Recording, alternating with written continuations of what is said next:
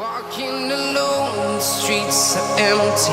The only thing I can see is my own silhouette. I'm getting stronger, step by step. The clock is ticking, but there's no time for regrets. I've been flying from town to town, from London to Taiwan. I've been all around the globe, trying to protect your soul. We are heroes tonight. We will fly above the sky. We are heroes tonight. Yeah. We are heroes tonight. We will fly above the sky. We are heroes tonight.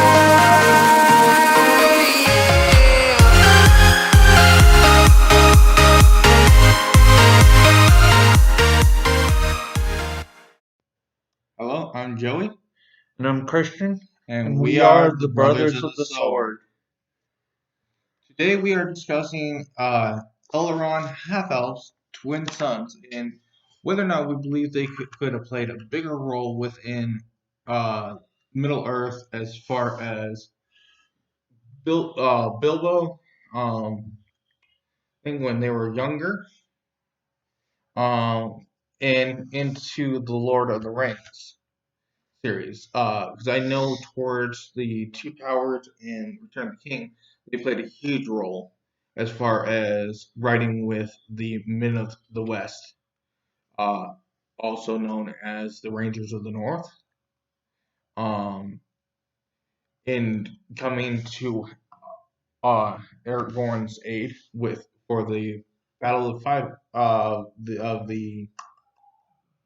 The Chase of the Nazgul. yes,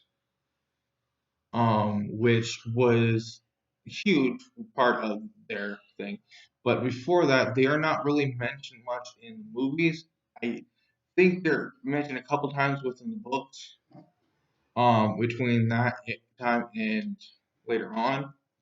Um, but from what I remember, with at least the audio book version of, they did not. So we are going to give a little small clippet of the names of them, and then Mhm. a little bit of backstory of their relationship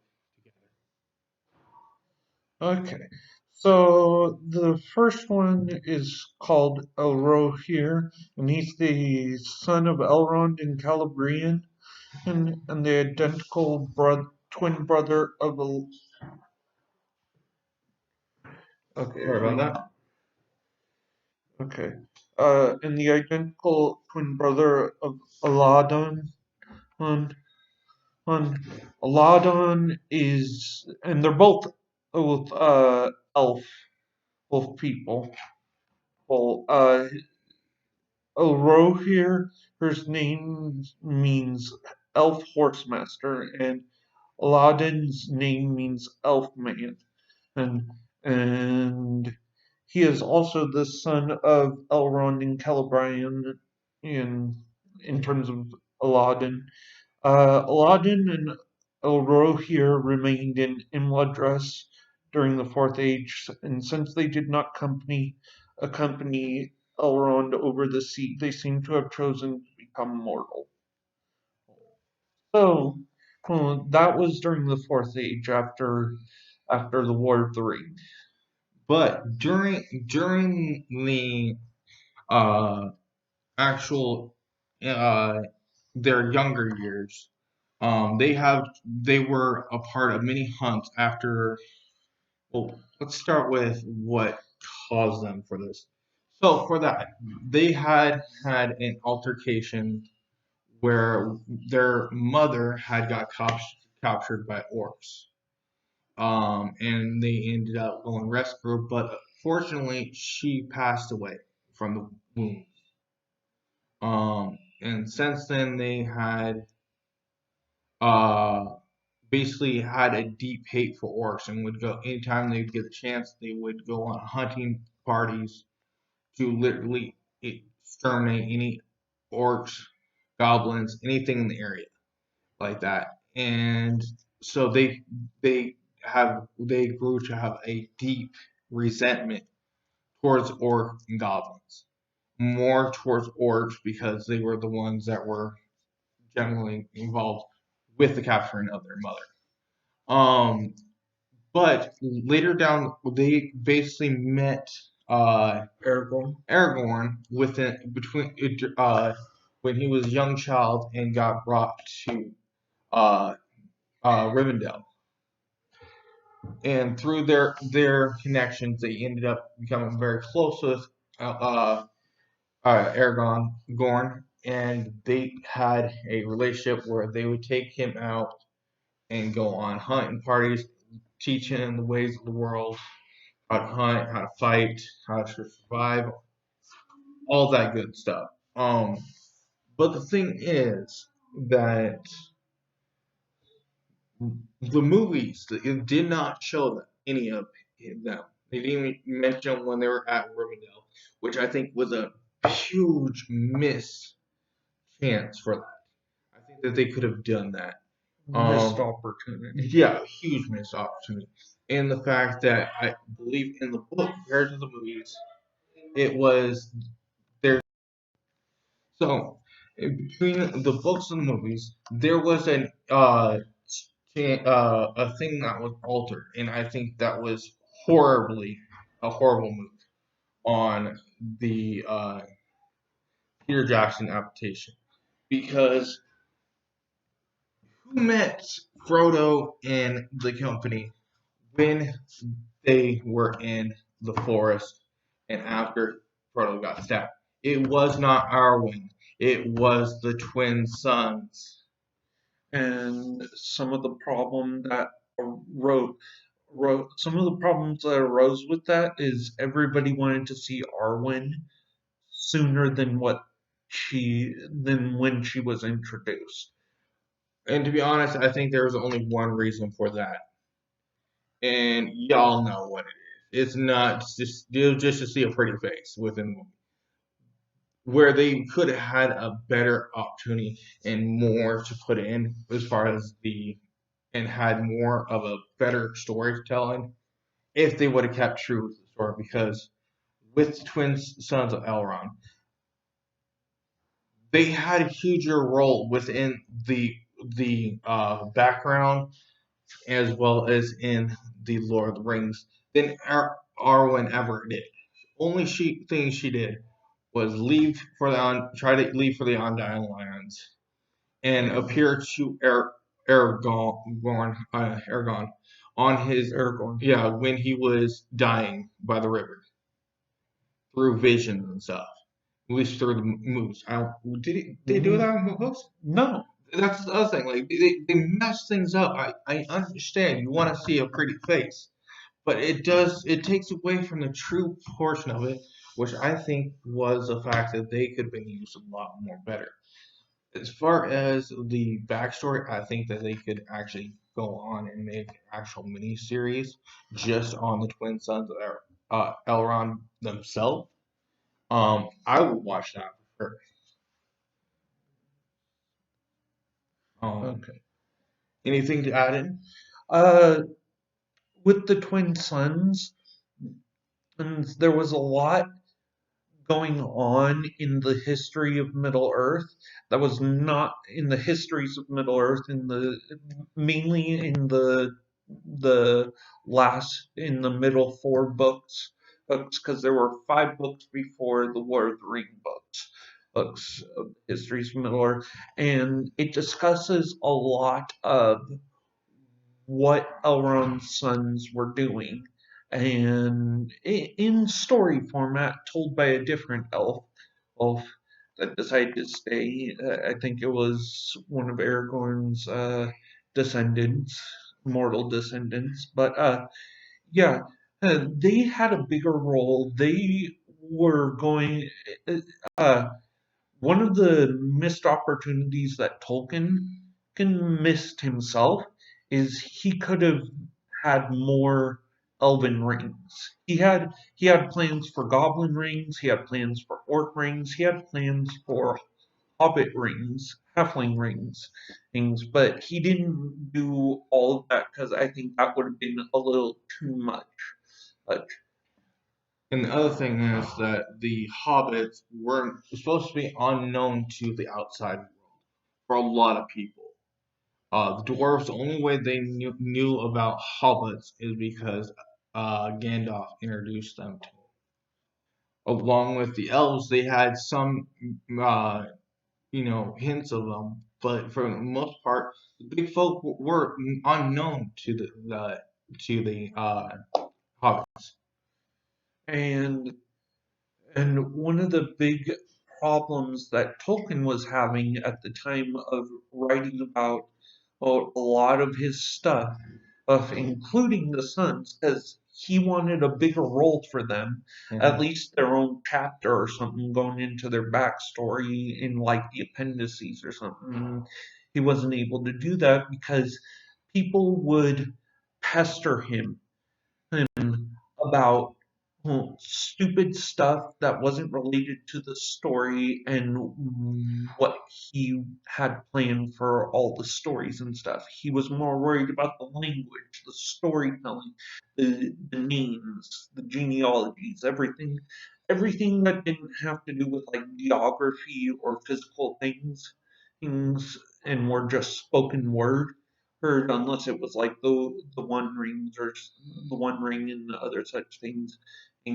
If it didn't have to do with that, if it didn't have to do with his main stories, it didn't go in, and people pestered him about it. Um, yeah. So again, with that, I think he went on a little tangent there, but the point I think he's trying to make is that there was supposed to be a lot of stuff that was meant for them. I feel that it was a huge missed opportunity within the movies because the fact that, of course, as I said, they went with the Rangers to aid Aragorn, and as well as the fact that they were the ones that found Frodo. If you go off of movie and books, there is also mention of several games, but we'll get into most of that within our gaming channel later on down the road. Yeah, there are a But lot of if for one that was not canon but made a lot of sense on what they might have been doing was the game called War of the North. They are hugely mentioned in that for like the whole game, and it makes sense because they would have been, even if they're not indirectly helping out, they would have been, trying to cut off major armies and just within ambushes and stuff to stop them from joining the bigger forces that were pinned against the Fellowship. There's also the missed opportunity of what they looked like. They were more battle hardened from what I've read in the books, and the way they portrayed them in The Hobbit was just these counselors. Like they look scrawny and not even battle hardened, and it literally states in the books that uh, during the time of the Hobbit, it, in the Lord of the Rings, it states that during the time of the Hobbit, his sons were actually out on an orc raid party. Just before her, and when they got back, uh, and they were with Elrond. When they got back to Imladris, that's when the company of Thorin Oakenshield appeared, and they had a huge part in that orc raid. Because they were the ones clearing the way for them. They were the ones that were clearing the way so that they would have a safe exit out of Rivendell to go and help out, to go on their quest. Also, they missed a huge opportunity because during the time where the Fellowship was gathering and they were having the council about the One Ring, the Sons were there. They had mentioned it several times that they were there, but yet you did not see them within the movie. I believe, did they mention them within the book? Yeah, but you did see him in the movie. They just didn't do anything except when the argument started happening because One Ring was causing the argument from Boromir and stuff. Yeah, but like you couldn't tell unless you actually knew for sure, like these are them. You wouldn't guess. Like literally, they didn't look like they were fighters. They didn't look like they went out on orc raids at all. No. So And Arwen was not the fighter. She was actually the protected sister. yeah, that was the other thing is why would she be out in the middle of the night searching for or even going out in the dark at all unprotected if she is a princess basically? Yeah. And would her father or her freaking brothers allow her to leave without an escort, or at least one of them? No, they wouldn't. So why the hell would they add that in the movie? Because in the books, And switch it up. yeah, because in the books it was the opposite. The brothers went in the and she stayed in Rivendell.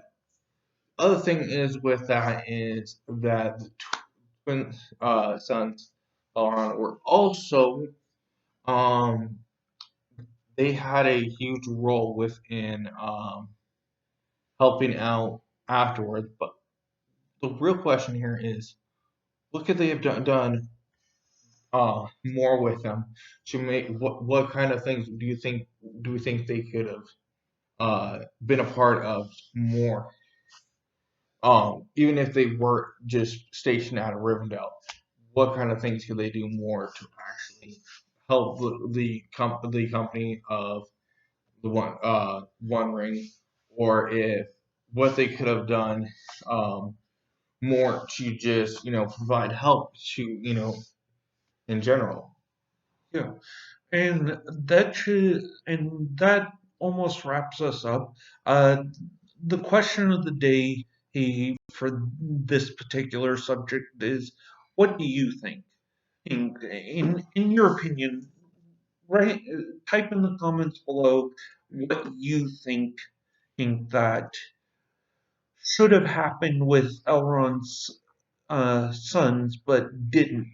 What do you think should have been different within Peter Jackson's films to make it worth it for them? And also, do you think that what kind of aid could they have given to the company of either Oakenshield, more help to Oakenshield's company,